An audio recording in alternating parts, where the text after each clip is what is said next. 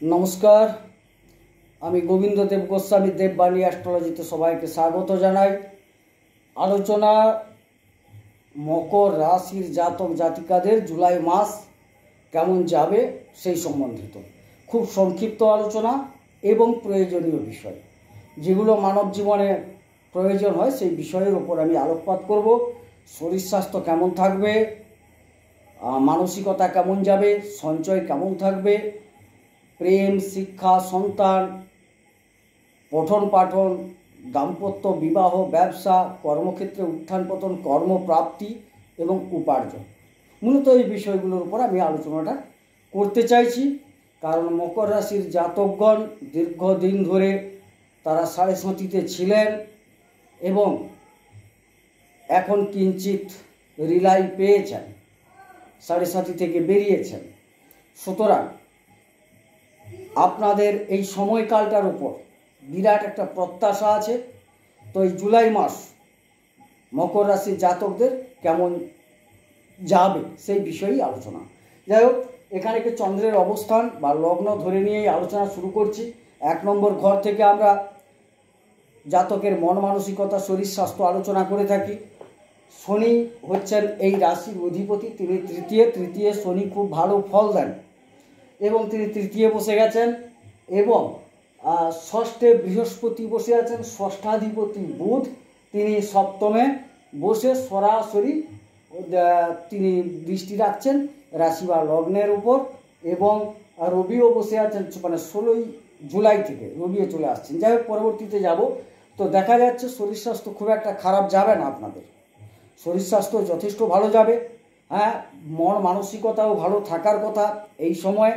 যদিও ষষ্ঠে বৃহস্পতি মেদ বৃদ্ধি হজম ইত্যাদি বিষয়ে সমস্যা আসার সম্ভাবনা, কিন্তু তিনি একটি বিপরীত রাজযোগে থাকার সুবাদে এই ধরনের সম্ভাবনাও ক্ষীণ হবে।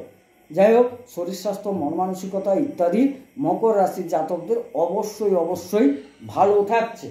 দ্বিতীয় ঘর সঞ্চয়, ব্যাংক ব্যালেন্স, সম্পদ, কুটুম্ব, খাদ্য এইসব আমরা আলোচনা করে থাকি।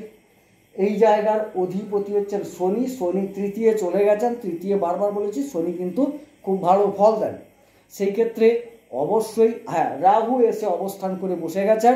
রাহুর এটি কিন্তু একটা ভালো গৃহ, অর্থাৎ যদিও এইদিকে মেষ থেকে কন্যা পর্যন্ত রাহু ভালো ফল দেন, কিন্তু দেখা যাচ্ছে এটি বায়ু তত্ত্ব হওয়ার কারণে রাহু এখানেও তিনি কিন্তু ভালো ফল দেন। তার আনন্দময় গৃহ এক কথায় বলা যেতে পারে, যেখানে তিনি মোটামুটি একটা সাবলীল থাকেন। সেই ক্ষেত্রে দেখা যাচ্ছে আপনার জন্মকুণ্ডলিতে রাহুর অবস্থান যদি কিঞ্চিত ভালো থাকে তাহলে হঠাৎ কিছু প্রাপ্তি যোগ এখানে আপনার ঘটবে, হঠাৎ প্রাপ্তি। আর শনিদেব যেহেতু দ্বিতীয় প্রতি হয়ে তৃতীয় গেছেন, সুতরাং দেখা যাচ্ছে যে আপনার কিন্তু উপার্জন চলতে থাকবে ধীরে ধীরে।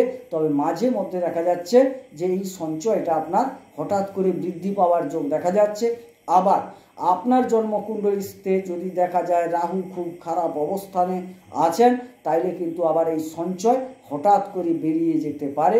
সুতরাং এক্ষেত্রে আপনার জন্মকুণ্ডলী একদম বিচার করা খুবই গুরুত্বপূর্ণ। তবে আপাত দৃষ্টিতে দেখা যায় যে আপনার একটা হঠাৎ প্রাপ্তি বা সঞ্চয় যোগ পরিলক্ষিত হচ্ছে। আচ্ছা, চলে যাই তৃতীয় ঘর, যোগাযোগ, পরাক্রমতা, ভ্রাতা ইত্যাদি। এখান থেকে আমরা আলোচনা করি সাহস। এই জায়গায় শনিদেব বসে গেছেন এবং তৃতীয় অধিপতি বললাম যে বিপরীত রাজযোগে ষষ্ঠ ঘরে বসে আছেন। তাহলে কি ফলাফল আসবে না, তৃতীয় ঘরে শনি ভালো ফল দেন। হ্যাঁ, নতুন নতুন জায়গায় আপনাদের যোগাযোগ হবে অবশ্যই। আর ষষ্ঠে বৃহস্পতি এখানে কর্মপ্রাপ্তির পথ নির্দেশ করে, অর্থাৎ আপনাদের যে যোগাযোগটা ঘটবে কিছু কর্মপ্রাপ্তির প্রত্যাশায় আপনারা কিন্তু যোগাযোগটা শুরু করবেন। সেটা বিভিন্ন ধরনের কর্ম হতে পারে, যে কোনো ধরনের কর্ম হোক না কেন সেখানে একটা যোগাযোগের অবশ্যই পরিবেশ তৈরি হয়ে যাবে। আপনাদের সাহসিকতা অবশ্যই থাকছে, সেখানে কোনো চিন্তা নেই। আর দেখা যাচ্ছে যে এখান থেকে আবার পড়ছি আলোচনা করা হয়, সেক্ষেত্রেও খুব একটা খারাপ নয়। কারণ তৃতীয়াধিপতি যেহেতু বিপরীত রাজযোগে আছেন এবং আপনার তৃতীয় শনি বসে আছেন, যদি বৃহস্পতি আপনার জন্মকুণ্ডলিতে একটু ভালো অবস্থানে থাকেন তাইলে প্রতিবেশীদের সাথে একটা সম্পর্কের মাধুর্যতা বাড়বে। যদি দেখা যায় বৃহস্পতি আপনার জন্মকুণ্ডলিতে খারাপ অবস্থানে আছেন, তাইলে কিন্তু প্রতিবেশীদের সাথে একটা মনোমালিন্য তৈরি হতে পারে। চতুর্থ ঘর মা বলতে মায়ের শরীর স্বাস্থ্য, মা, যানবাহন ক্রয় বিক্রয়, বাড়ি ক্রয়, পারিবারিক স্বাচ্ছন্দ্য এবং শিক্ষা, একটা গ্র্যাজুয়েশন পর্যন্ত শিক্ষা এখানে আমরা আলোচনা করে থাকি। অধিপতি হচ্ছে মঙ্গল কিন্তু অষ্টমে। এই ক্ষেত্রে বলা যায় যে আপনাদের এই সময়কালে মায়ের শরীর স্বাস্থ্যটা খুব একটা ভালো দেখাচ্ছে না, সচেতন থাকতে হবে। যারা যানবাহন ক্রয় করতে চাইছেন, আমি অবশ্যই বলবো না, এই মুহূর্তে যানবাহন না ক্রয় করাই আপনাদের ক্ষেত্রে শ্রেয়। একটু পিছিয়ে যান। যারা বাড়ি নির্মাণ করতে চাইছেন তাদের ক্ষেত্রেও বলবো মোটামুটি একটু দেখে শুনে করবেন, কারণ সময়টা আপনার সাথ দেবে না। বাড়ি যারা ক্রয় করতে চাইছেন তাদের ক্ষেত্রেও ভালো নয়। যানবাহন ক্রয় তো আগে না বলেছি। এবং পারিবারিক যে একটা স্বাচ্ছন্দ্য সেটা কিন্তু কমবে। এই জায়গায় আপনাদের সচেতন থাকতে হবে। কোনো ব্যক্তি গোপনে কিছু পরামর্শ দানের ফলে আপনার পারিবারিক যে একটা সম্পর্ক বিঘ্নিত হওয়ার সম্ভাবনা দেখা যাচ্ছে। সুতরাং এই জায়গায় আপনাদের সচেতন থাকতে হবে। এবং যারা পঠন পাঠন করছেন তাদের ক্ষেত্রেও সময়টা কিন্তু ভালো নয়। যথেষ্ট মনোনিবেশ করা একান্ত প্রয়োজন, না হলে কিন্তু পঠন পাঠনে বাধা বিপত্তি তৈরি হবে। যারা কোনো কম্পিটিশনমূলক পরীক্ষায় বসার প্রস্তুতি নিচ্ছেন তাদেরকে বলি আপনারা অতি সচেতন থাকুন, খুব একাগ্রতার সাথে কাজ করুন, পড়াশোনা করুন, পরীক্ষা দেন, না হলে কিন্তু এই সময়কালটা আপনাকে সুফল দেবে না। এবার চলে যাই পঞ্চম ঘর। অধিপতি শুক্র, বৃষরাশি এটা, অধিপতি শুক্র কিন্তু তার নিজের ঘরে বসে আছেন। আবার যারা উচ্চ শিক্ষায় আছেন, অর্থাৎ গ্র্যাজুয়েশনের পর থেকে বলছি, তাদের ক্ষেত্রে কিন্তু সময়টা যথেষ্ট ভালো। সুতরাং এই সময়কালে আপনারা পঠন পাঠনে উন্নতি করতে পারবেন। এবং যারা বিভিন্ন রকম পরীক্ষা দিচ্ছেন কোনো কর্মপ্রাপ্তির জন্য, তাদের ক্ষেত্রেও সময়টা যথেষ্ট ভালো দেখা যাচ্ছে।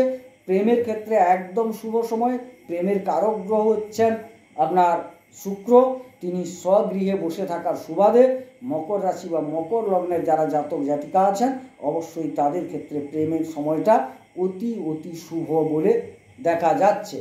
সন্তান নেওয়ার ক্ষেত্রেও সময়টা যথেষ্ট ভালো। সেই ক্ষেত্রে বলবো সন্তান আপনারা এই সময়কালে অবশ্যই নিতে পারেন। এই সময়টা আপনার পক্ষে উপযোগী। ষষ্ঠ ঘর রিপু, ঋণ, রোগ, শত্রু এগুলো বোঝায়। এখানে বৃহস্পতি বসে আছেন এবং বিপরীত রাজযোগে থাকার সুবাদে আপনার ঋণ কিন্তু পরিশোধ করতে পারবেন। যারা কোনো জায়গা থেকে কোনো বড় ঋণ নিয়ে কোনো ব্যবসা বা কর্মে লাগাতে চাইছেন তাদের ক্ষেত্রেও সময়টা ভালো। আপনারা ঋণ পেতেও পারেন, সেক্ষেত্রেও সমস্যা হবে না। এই সময়টা আপনাদের রোগের কথা বললাম, আগে বলে দিয়েছি। আর শত্রু অবশ্যই অবদমিত হবে। এই ক্ষেত্রে বলবো ষষ্ঠাধিপতি বুধ সপ্তমে চলে এসছেন। সুতরাং দেখা যাচ্ছে যে ষষ্ঠপতি সপ্তমে আসার সুবাদে স্ত্রীর সাথে একটু সম্পর্ক বজায় রাখার চেষ্টা করুন। আমি যখন সপ্তমে যাব আরও বলবো, সম্পর্ক বজায় রাখতে হবে। আদারওয়াইজ দেখা যাচ্ছে সময়টা খুব একটা খারাপ নয় আপনাদের। সপ্তম ঘর দাম্পত্য, বিবাহ, ব্যবসা।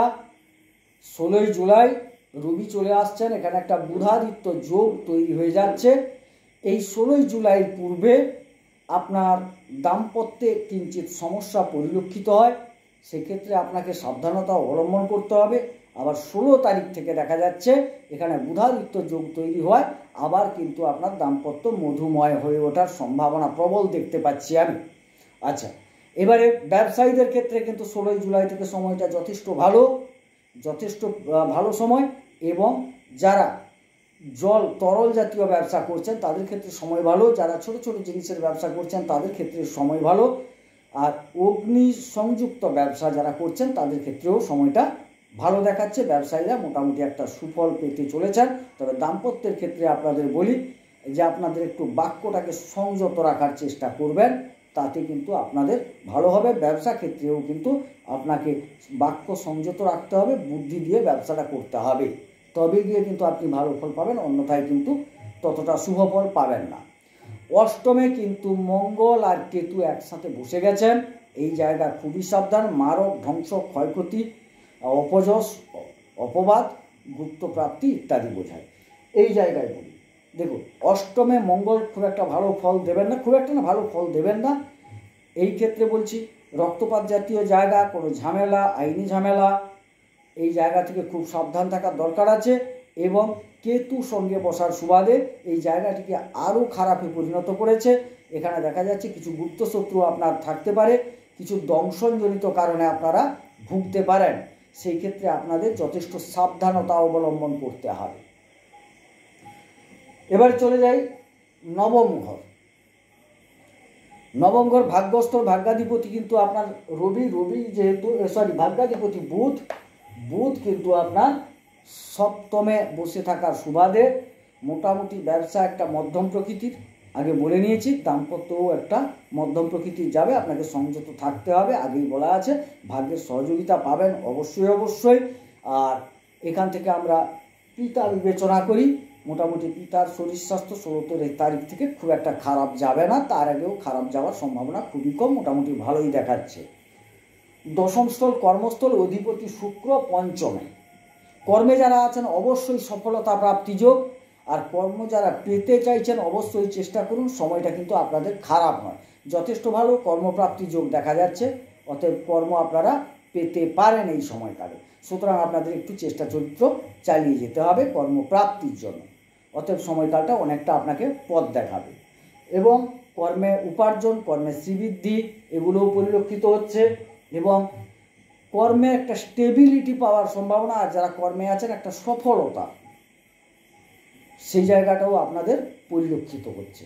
সুতরাং কর্মস্থল যথেষ্ট ভালো, কিন্তু উপার্জনের অধিপতি অষ্টমে থাকার সুবাদে আপনি যে কাজটা করবেন প্রতিষ্ঠা হয়তো পাবেন, ভালো কাজ করছেন, বেশ সুন্দর সুনাম, কিন্তু সে অনুযায়ী আপনি উপার্জনটা পাবেন না, অর্থাৎ উপার্জনটা আপনার কিন্তু ততটা আসছে না। যতটা আপনি কর্ম করবেন সেই মাফিক কিন্তু উপার্জনটা আসবে না।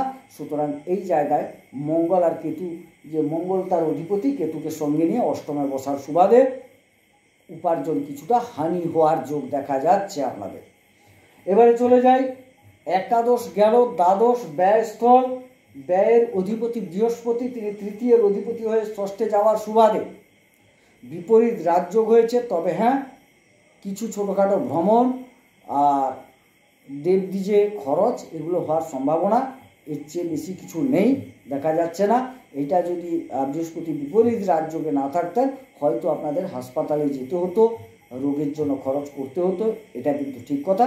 তবে আপনার জন্মকুণ্ডলিতে বৃহস্পতি যদি একটু ভালো থাকেন এই খরচগুলো দেখাবে না, অন্যথায় কিন্তু এই খরচগুলো পরিলক্ষিত হচ্ছে, আপনাকে সচেতন থাকতে হবে। যাই হোক, খুব সংক্ষেপে আলোচনা করলাম। যদি আলোচনা ভালো লাগে অবশ্যই লাইক করবেন, শেয়ার করবেন এবং চ্যানেলটিকে সাবস্ক্রাইব করবেন। আমি চাইছি ছোট করে, তবে আগস্ট মাস থেকে আমি আরও বিশদে যাব নক্ষত্র ভিত্তিক আলোচনায়, তবে তার আগে চ্যানেলটিকে সাবস্ক্রাইব করতে হবে, কারণ ছোট্ট চ্যানেল প্রথম শুরু করেছি, মাত্র কিছুদিন হলো, অতএব আপনাদের একটু সহযোগিতা তো অবশ্যই প্রয়োজন আছে। আর এক্ষেত্রে তাহলে কাকে সমাধান করবেন না, সমাধান করতে হবে মূলত কেতু আর মঙ্গলকে আপনি সমাধান করুন, কেতু মঙ্গলকে সমাধান করুন, তাতে অনেকটা আপনি ভালো ফল পাবেন। এবারে কেতু আর মঙ্গলের সমাধান কিভাবে করবেন না, আমি প্রথমেই বলে দিচ্ছি, প্রণাম মন্ত্র বলে সমাধান করুন, তাতে কিন্তু যথেষ্ট ভালো ফল পাবেন। মঙ্গলের প্রণাম মন্ত্র বলুন, তাতে উপকৃত হবেন। ধরণী গর্ভসম্ভূতং বিদ্যুৎ পুঞ্জ সমপ্রভম কুমারং শক্তি হস্তঞ্চল হিতাঙ্গং নমাম্যহম, এই বলে মঙ্গলকে প্রণাম জানান, আর কেতুকে প্রণাম জানান। পলাল ধূমসংকাশং তারাগ্রহ বিমর্দকম রৌদ্রং রুদ্রাত্মকং ক্রূরং তং কেতুং প্রণমাম্যহম, এই বলে কেতুকে প্রণাম জানান, দেখবেন অনেকটা শুভ ফল পাবেন। যাই হোক, খুব ছোট্ট করে আলোচনা করলাম, কারণ সময়ের মূল্য অনেক, যেটুকু প্রয়োজন সেটুকুই আলোচনা করলাম। যদি আপনাদের ভালো লাগে অবশ্যই লাইক শেয়ার করুন, সাবস্ক্রাইব করুন, আর কী ধরনের আলোচনা চাইছেন অবশ্যই কমেন্টে লিখে জানান, আমি চেষ্টা করব এই ধরনের আলোচনা উপস্থাপিত করার জন্য। যাই হোক, সবাই সুস্থ থাকুন, সুন্দর থাকুন, ঈশ্বর সকলের মঙ্গল করুন, মঙ্গল হোক। নমস্কার।